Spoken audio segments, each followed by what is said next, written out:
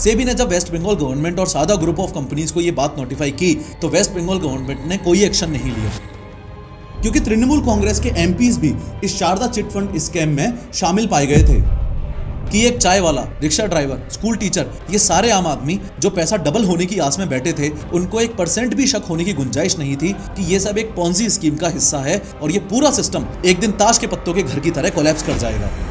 26 मार्च को सेबी ने शारदा रियल्टी को बुलाया और बोला अपने डॉक्यूमेंट सबमिट करो वरना तुम्हारा ये पूरा का पूरा धंधा इलीगल माना जाएगा। शारदा ने 28 मार्च को थोड़ा और टाइम मांग लिया। सुदीप्तो सेन बॉलीवुड सेलिब्रिटीज का चेहरा भी इस्तेमाल करने लगा।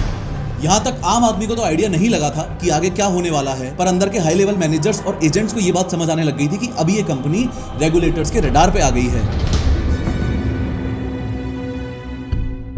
लेकिन हर बार की तरह शुरू से शुरू करते हैं। सोचो कोई इंसान तुमसे ये बोलकर पैसा ले कि वो कुछ ही दिनों में तुम्हें उसी पैसे पर बहुत बड़ा रिटर्न देगा। ये कुछ वैसा ही होगा जैसा हमने फिर हेरा फेरी में 25 दिन में पैसा डबल वाला सीन देखा था। लेकिन असल में वो इंसान जिसने तुम्हारा पैसा लिया है वो उस पैसे को किसी ठोस बिजनेस या इन्वेस्टमेंट में नहीं लगाता, बल्कि वो तुम्हारे जैसे और भी नए लोगों से आया हुआ पैसा तुम्हें प्रॉफिट के नाम पर बांटता रहता है। अब चूंकि तुम्हें ये नहीं पता कि तुम्हारे जैसे मुर्गे उसने और भी पकड़ रखे हैं, इसलिए तुम्हें लगेगा कि यार ये तो बहुत ज्यादा फायदे का सौदा है। इस इंसान को 100 रुपए दो और 150 वापस मिलते हैं, 1000 रुपए दो और 1500 वापस मिलते हैं। लेकिन असल में ये पूरा सिस्टम फ्यूचर में जाके एक दिन कोलैप्स करने वाला होता है, क्योंकि ये सिस्टम चल रहा है बस नए बंदों को फंसाकर उसके पैसों से पुराने बंदे को खुश रखने में। जल्दी से पैसा कमाने की इस पूरी स्कीम को ही पॉन्जी स्कीम कहा जाता है और इंडिया के सबसे बड़े स्कैम्स में से एक शारदा चिट फंड स्कैम में एग्जैक्टली यही हुआ था। कंपनी लोगों को हाई रिटर्न्स का लालच देती थी, नए इन्वेस्टर्स से पैसा लेकर पुराने इन्वेस्टर्स को रिटर्न देती थी और जब नए लोग मिलना बंद हुए तो स्कीम टूट गई और लाखों लोगों का पैसा डूब गया। इस शारदा चिट फंड स्कैम में कुल 17 लाख से ज्यादा लोगों ने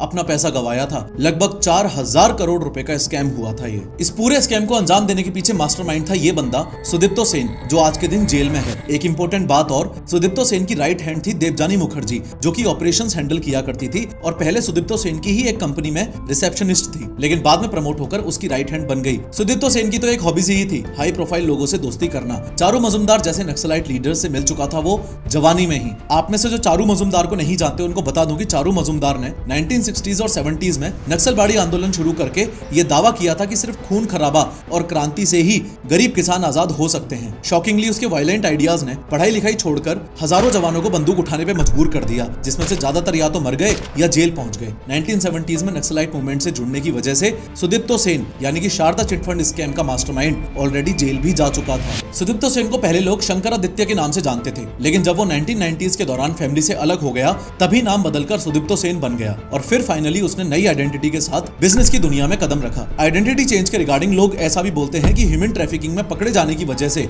उसने शारदा चिट फंड स्कैम करने से पहले अपनी प्लास्टिक सर्जरी करवाई थी। हालांकि इस बात के ठोस सबूत मुझे रिसर्च के दौरान नहीं मिल पाए। खैर आखिर वो साल 2006 आ ही गया जब शारदा ग्रुप की शुरुआत की जाती है। ग्रुप शब्द का इस्तेमाल मैं इसलिए कर रहा हूं क्योंकि इसके अंडर मल्टीपल कंपनीज थी। अब इस बात में कोई दो राय नहीं है कि किसी भी कंपनी को चलाने के लिए इन्वेस्टमेंट की जरूरत पड़ती है, और यूं तो किसी भी कंपनी के पास इन्वेस्टमेंट उठाने के बहुत तरीके होते हैं, लेकिन दो कॉमन तरीके ये भी हैं कि बॉन्ड्स और डिबेंचर्स बेच के पैसा उठाया जाए। बॉन्ड्स और डिबेंचर्स को एकदम आसान भाषा में ऐसे समझो, इमेजिन करो तुम्हारे पास ठीक ठाक पैसा है, एक स्कूल तुम्हारे पास उधार मांगने आता है और प्रॉमिस करता है कि 3 साल बाद पूरा पैसा वापस कर देंगे, हर साल थोड़ा इंटरेस्ट यानी कि एक्स्ट्रा पैसा भी दे देंगे, लेकिन किसी भी कंडीशन की वजह से प्लेग्राउंड बनने के बाद अगर वो स्कूल तुम्हें पैसे वापस नहीं लौटा पाता है तो तुम्हारा हक बनता है कि उस स्कूल का जो प्लेग्राउंड है वो तुम्हारा हो जाएगा, तुम उसको अपने हिसाब से बेच सकते हो या किसी भी काम में ले सकते हो एक्सेट्रा। ऐसा इसलिए हुआ क्योंकि बॉन्ड एक सिक्योरिटी के साथ होता है, लेकिन डिबेंचर्स का केस एकदम अलग है। इसमें रिस्क ज्यादा होता है। इसमें अगर वो स्कूल पैसा नहीं चुका पाया तो आपके पास प्लेग्राउंड वापस लेने का कोई हक नहीं बचता। डिबेंचर में पैसे देने के बदले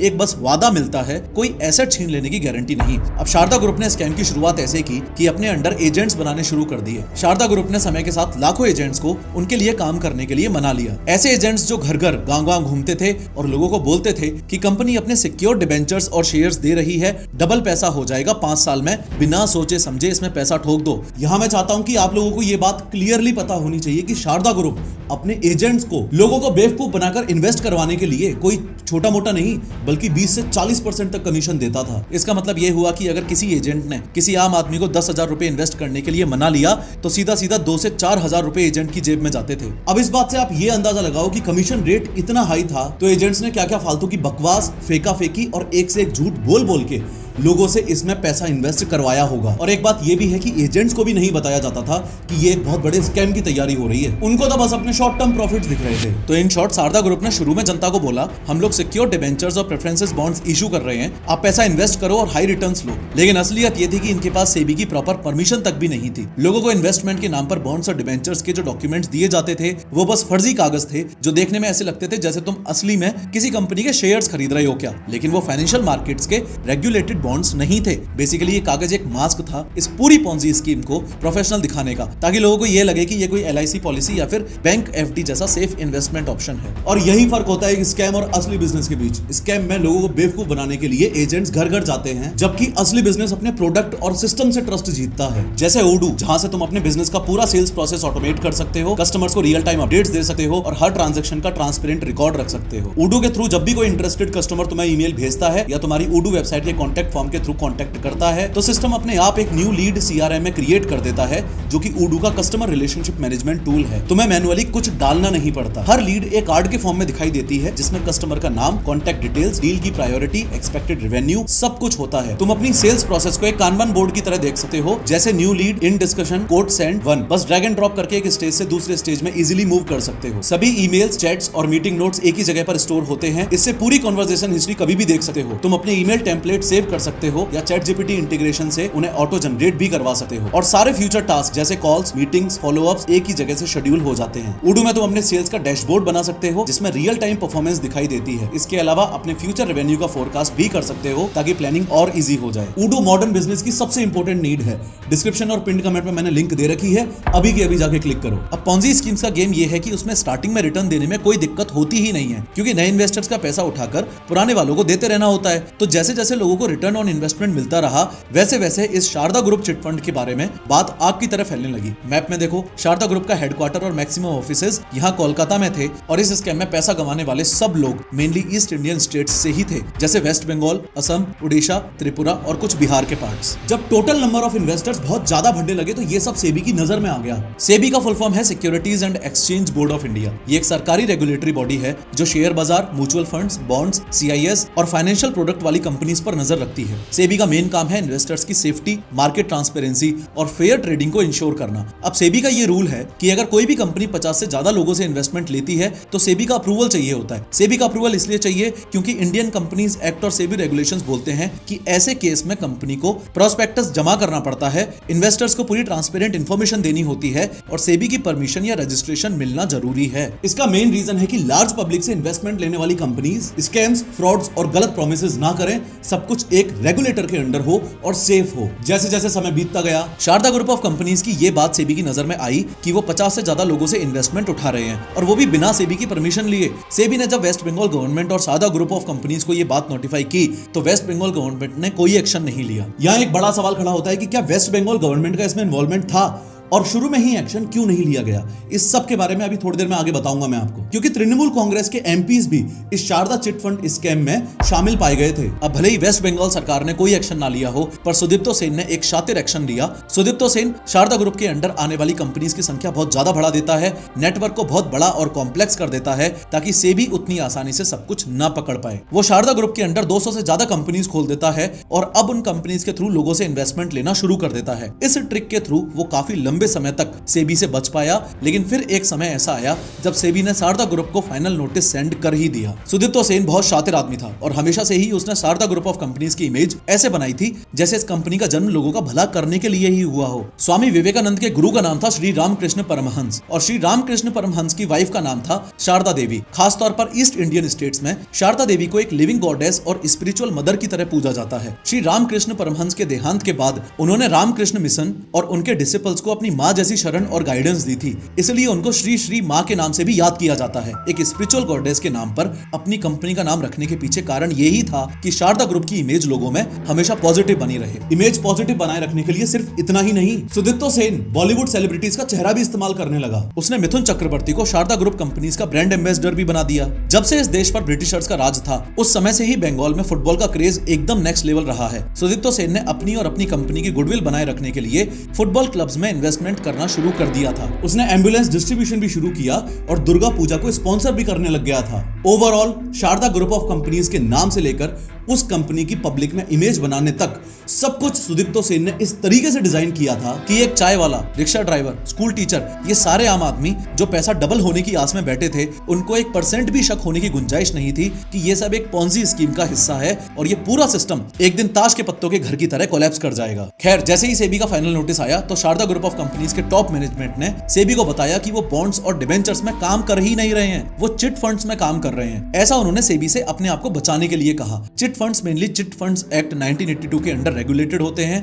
और इसका इंप्लीमेंटेशन स्टेट गवर्नमेंट्स करती हैं, सेबी नहीं। मतलब अगर कोई चिट फंड चलाना चाहता है तो उसको स्टेट के रजिस्ट्रार ऑफ चिट फंड से रजिस्ट्रेशन करना पड़ता है, इसलिए chit funds technically state subject होते हैं, अंडर सेबी नहीं। शारदा ग्रुप को लगा कि अगर वो ऐसा करेंगे तो सेबी से बच जाएंगे। In short, Sharda group of companies की धोती खुलने ही वाली थी और वो लोग बस उसको डिले करने के लिए नए नए कॉम्प्लिकेशंस क्रिएट कर रहे थे, जैसे कि 200 से ज्यादा कंपनीज बना देना, अपने आप को चिट फंड बोल देना, एक्सेट्रा एक्सेट्रा। बहुत सारे चिट फंड्स में स्कैम होते हैं, लेकिन सारे चिट फंड्स स्कैम नहीं होते। आज भी इंडिया में ऑलमोस्ट हर जगह चिट फंड्स इन्वेस्टमेंट चलते ही रहते हैं। चिट फंड्स को बहुत आसानी से ऐसे समझा जा सकता है कि जैसे मान लो एक मोहल्ले के 10 लोग मिलकर ये डिसाइड करते हैं कि हम चिट फंड बनाएंगे। अब चिट फंड कितना बड़ा होगा और कितने ड्यूरेशन के लिए होगा, ये सब कुछ भी ये 10 लोग ही मिल बैठ के डिसाइड करेंगे। फॉर एग्जांपल, इन लोगों ने डिसाइड किया कि टोटल 10 महीनों के लिए ये फंड बनाएंगे और हर आदमी हर महीने 1,000 रुपए जमा करवाएगा, तो टोटल 10,000 रुपए पर मंथ जमा होते जाएंगे, यानी कि हर महीने 10,000 रुपए का पूल बनता जाएगा। यहां तक क्लियर हो गया ना? अब आगे समझो। चिट फंड्स में ऑक्शन या बिडिंग सिस्टम भी चलता है। अगर इन सभी मेंबर्स में से कुछ लोगों को ये पैसा जल्दी चाहिए, अगर कोई नीड है, तो जो लीस्ट अमाउंट पे पैसा लेने को रेडी हो जाता है उसको पूल मिल जाता है और जो पैसा उसने छोड़ दिया होता है वो बोनस के जैसे बाकी मेंबर्स में इक्वली बढ़ जाता है। फॉर एग्जांपल, अगर 10 मेंबर्स हैं, हर महीने सब 1,000 रुपए डालेंगे तो पूल बना 10,000 रुपए का। अब पहले महीने के ऑक्शन में मेंबर ए बोलता है मैं 9,000 रुपए ही ले लूंगा, मतलब वो अपने पूल का 1,000 रुपए छोड़ देगा और वो 1,000 रुपया बाकी के 9 मेंबर्स में इक्वली बांट दिया जाएगा, यानी कि 111 रुपए ईच अप्रॉक्स। तो मेंबर ए को तुरंत 9,000 रुपए कैश मिल गया और बाकी सबको छोटा सा प्रॉफिट मिल गया। अब मंथ 2 का ऑक्शन जैसे ही हुआ तो अब दूसरा मेंबर यानी कि मेंबर बी बोलता है मैं 8,500 रुपए ही ले लूंगा, यानी कि ये कम पैसा लेकर वो बिड जीत गया, तो वो टोटल 1,500 रुपए छोड़ रहा है। ये 1,500 रुपए बाकी के 9 मेंबर्स में इक्वली बांट दिए जाएंगे, लगभग 166 रुपए ईच के हिसाब से। तो इस तरीके से चिट फंड में फायदा ऑलमोस्ट सभी पूल मेंबर्स का हो जाता है। जल्दी पैसा लेने वाले को लोन मिलता है लेकिन कम अमाउंट में, मतलब उन्हें जरूरत के टाइम पैसा मिल गया लेकिन थोड़ा सा लॉस के साथ, और बाद में पैसा लेने वाले को फुल पैसा या ज्यादा फायदा मिलता है क्योंकि हर महीने उनको बाकी मेंबर्स के छोड़े हुए पैसों का हिस्सा मिलता है, मतलब सेविंग प्लस प्रॉफिट। इसलिए चिट फंड एक loan plus saving plus profit sharing का मिक्स सिस्टम है। कोई बैंक नहीं है, कोई इंटरेस्ट नहीं है, सिर्फ एक दूसरे की जरूरत के हिसाब से पैसा घूमता रहता है। बंगाल में चिट फंड्स कोई नया कॉन्सेप्ट नहीं है। पिछले 100 सालों से लोग इसको सेविंग्स और लोन का लोकल जुगाड़ मानकर चलते आए हैं। क्यों?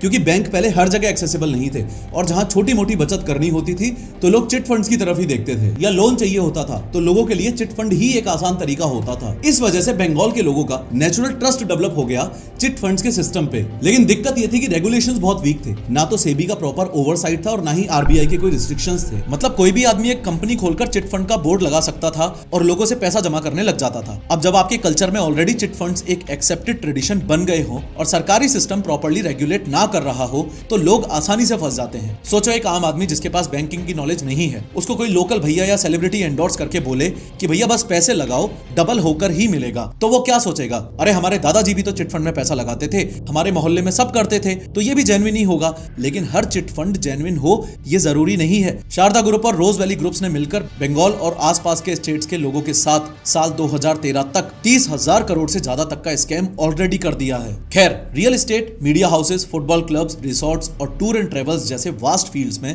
शारदा ग्रुप की कंपनीज जो फैली हुई थी उनका अंत अब नजदीक आ रहा था। ग्लैमर और लालच ने जो 17 लाख से ज्यादा लोगों को इस स्कीम की ओर खींचा था, ये पूरा सिस्टम कोलैप्स करने वाला था। सेबी को भले ही बोल दिया हो शारदा ग्रुप वालों ने कि वो चिट फंड चला रहे हैं, लेकिन असलियत ये थी कि वो चिट फंड्स कभी चला ही नहीं रहे थे। वो कलेक्टिव इन्वेस्टमेंट स्कीम यानी कि CIS का फ्रॉड चला रहे थे और CIS स्टेट गवर्नमेंट के अंडर नहीं बल्कि सेबी के अंडर आता है। फाइनली साल 2013 को वो फरवरी महीना आ ही जाता है। पे आउट के कंपैरिजन में अब इनफ्लोज कम होने लग जाते हैं। शारदा ग्रुप ने हजारों एजेंट्स और लाखों इन्वेस्टर्स से जो पैसे कलेक्ट किए थे वो, और उन्हें जो वादा किया था कि हर महीने हाई रिटर्न मिलेगा और 2-3 साल बाद पैसा डबल हो जाएगा, ये सब वादे अब झूठ होते हुए दिखाई दे रहे थे। 2013 की शुरुआत से ही कंपनी के पास नए पैसे आना कम हो जाते हैं, मतलब नए इन्वेस्टर्स आना कम हो गए थे, जिसकी वजह से उतना कैश फ्लो नहीं बन पा रहा था जो पुराने इन्वेस्टर्स को चुकाना था। पहला रेड फ्लैग यही था, रीपेमेंट्स रुकने लग गए थे। एजेंट्स को बोला जाने लगा थोड़ा वेट करो, अगले महीने ये पेमेंट क्लियर हो जाएगी। अगले महीने यानी मार्च 2013 आते आते सेबी इस शारदा ग्रुप को लेकर रिस्ट्रिक्ट हो गई। 26 मार्च को सेबी ने शारदा रियल्टी को बुलाया और बोला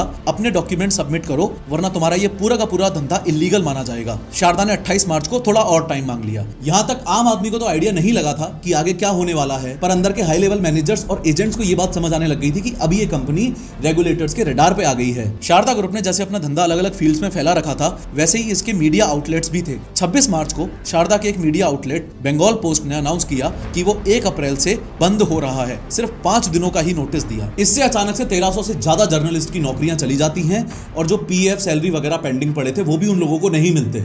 जैसे ही ये मीडिया आउटलेट बंद हुआ तो Sharda group of companies media में चर्चा में आने लग गई और एम्प्लॉइज और एजेंट्स की टेंशन अब और ज्यादा बढ़ने लगी। इन्वेस्टर्स और एजेंट्स के चेक बाउंस होना शुरू हो जाते हैं और अफवाहें फैलने लग जाती हैं कि कंपनी पैसे रिटर्न नहीं कर पा रही है। 6 अप्रैल को सुदीप्तो सेन सीबीआई को एक 18 पेज का लेटर लिखता है। उस लेटर में उसने खुद मान लिया कि उसने पॉलिटिशियंस को करोड़ों रुपए दिए थे। उसने ये भी बोला कि ममता बनर्जी की पार्टी तृणमूल कांग्रेस के एक लीडर कुणाल घोष ने उसको धमकाकर मीडिया बिजनेस में इन्वेस्ट करने को मजबूर किया था। सेन ने लेटर में लिखा कि वो आत्महत्या कर लेगा और उसने 22 लोगों के नाम भी गिनाए जो उसको लूट रहे थे। इसमें तृणमूल कांग्रेस के एमपीज के नाम भी थे। ये सिर्फ एक लेटर नहीं था, बहुत बड़ा खुलासा था। बल्कि सच कहूं तो यहीं से स्कैम की असली पोल खुलना शुरू हुई थी। इसके बाद पूरे बंगाल में इन्वेस्टर्स और एजेंट्स सड़क पर उतर आए। ऑफिसेज में तोड़फोड़ हुई और भी ज्यादा चेक बाउंस होने लग गए। कंपनी ने पैसा देना बंद कर दिया और रातों रात ताला लगाकर भाग गए। तब लोगों को समझ आया कि ये तो पूरा सिस्टम ही एक बहुत बड़ा स्कैम था। 10 अप्रैल की सुबह 4 बजे सुदीप्तो सेन अपने 2 क्लोज लोग देवजानी मुखर्जी और अरविंद सिंह चौहान के साथ एक व्हाइट स्कॉर्पियो में कोलकाता से भाग निकला। पहले रांची तक गए, वहां गाड़ी छोड़ दी और फिर वहां से आगे निकल गए। 14 अप्रैल को वेस्ट बंगाल पुलिस ने सेन और टीएमसी लीडर कुणाल घोष के खिलाफ एफआईआर दर्ज की। 15 अप्रैल तक एक और मीडिया आउटलेट सकल बेला बंद हो गया। 17 अप्रैल को लगभग 600 कलेक्शन एजेंट्स टीएमसी के हेडक्वार्टर्स पहुंच गए और सरकार से मदद मांगी। बंगाल में माहौल बिल्कुल खराब हो गया था। डिपॉजिटर्स परेशान हो गए थे और बेरोजगार एजेंट्स इधर उधर भाग रहे थे। 18 अप्रैल को सुदीप्तो सेन के लिए अरेस्ट वारंट निकाला गया। तब जाके लोगों को क्रिस्टल क्लियर हो गया कि ये तो एक बहुत बड़ा स्कैम था। ना तो एजेंट्स को कमीशन मिल रहा था, ना डिपॉजिटर्स को रिटर्न मिल रहे थे और मीडिया रोजाना कुछ ना कुछ नया खुलासा कर देती थी। गुस्से में लोग ऑफिसेस पर पत्थर मारने लगे और एजेंट्स को जान से मार देने की धमकी मिलने लगी। 20 अप्रैल को यह न्यूज बंगाल में हेडलाइंस बनी नेशनल फ्रंट पेज पर। स्टेट वाइड प्रोटेस्ट बढ़ने लगे। Opposition party versus ruling party के बीच में खतरनाक ब्लेम गेम शुरू हो गया। जगह जगह शारदा ग्रुप के ऑफिसेस पर अटैक होने लगे। एक एजेंट माधव माझी ने तुरंत ही आत्महत्या कर ली। 22 अप्रैल को ममता बनर्जी ने एक 4 member judicial inquiry commission announce की, headed by retired justice Shyamal Kumar Sen. Opposition ने टीएमसी को ब्लेम किया कि वो इन्वॉल्व्ड हैं। काफी दिनों तक पुलिस ने फुल ऑन सुदीप्तो सेन को ढूंढा और तब जाकर 23 अप्रैल को सेन, देवजानी और अरविंद को कश्मीर के सोनमार्ग से अरेस्ट किया गया। एक हफ्ते से भाग रहे थे और कश्मीर में छुप के बैठे थे ये लोग। सेबी ने ऑर्डर दिया कि Sharda group immediately capital raise करना बंद करे और सिर्फ 3 महीनों के अंदर अंदर डिपॉजिट्स को रिटर्न करे। 24 अप्रैल को ममता बनर्जी ने 500 करोड़ रुपए रिलीफ फंड अनाउंस किया लो इनकम डिपॉजिटर्स के लिए। लेकिन इतना सा रिलीफ फंड अनाउंस कर देने से जस्टिस नहीं मिल जाता। जो टोटल 17 लाख से ज्यादा लोगों ने अपने 3000 करोड़ से ज्यादा रुपए गंवाए, उसमें से सिर्फ 471 करोड़ रुपए का ही डिस्ट्रीब्यूशन वापस बेचारे गरीब लोगों में हो पाया। बाकी सारा पैसा पूरी तरह से डूब गया। कोर्ट केसेस आज तक खिंच रहे हैं, तारीख पे तारीख मिलती जा रही है, लेकिन अभी तक पूरी तरह से इंसाफ नहीं मिला है। शारदा स्कैम सिर्फ पैसों का स्कैम नहीं था, बल्कि भरोसे का स्कैम भी था। बंगाल जहां चिट फंड्स एक कल्चरल प्रैक्टिस थे, गांव-गांव में जिस चिट फंड को लोग अपना लोकल बैंक मान के चलते थे, वो भरोसा हमेशा हमेशा के लिए टूट गया। आज भी जब कोई चिट फंड या बचत स्कीम का नाम लेता है तो सबसे पहले शक की नजर पड़ती है। शारदा ग्रुप और रोज वैली ने एक पुरानी ट्रेडिशन को इतना बिगाड़ दिया कि लोग जेन्युइन स्कीम से भी दूर भागने लगे हैं। और अगर ब्रॉडर पिक्चर देखें तो ये सिर्फ बंगाल का प्रॉब्लम नहीं था। पूरे इंडिया भर में पॉन्जी स्कीम्स और फ्रॉडुलेंट इन्वेस्टमेंट मॉडल्स हर जगह फैले हुए हैं। हर जगह एक ही फॉर्मूला अपनाया जाता है, लोगों की फाइनेंशियल इलिटरेसी का फायदा उठाओ, उन्हें हाई रिटर्न और जीरो रिस्क का झांसा दो और कैसे भी करके उनसे पैसा लूट लो। शारदा स्कैम एक रिमाइंडर है कि बिना रेगुलेशन और बिना फाइनेंशियल अवेयरनेस के देश का आम आदमी बार बार इसी चक्रव्यूह में फंसता रहेगा। फिर से याद दिला दूं, अपने बिजनेस में ओडू का सीआरएम टूल अभी इनकॉर्पोरेट करो। लिंक पर क्लिक करके it's in the description below. खैर, इस वीडियो पे क्लिक करके समझो कि क्या इंडिया अमेरिका की दोस्ती पूरी तरह से खत्म हो चुकी है और टैरिफ्स के असल मायने क्या हैं।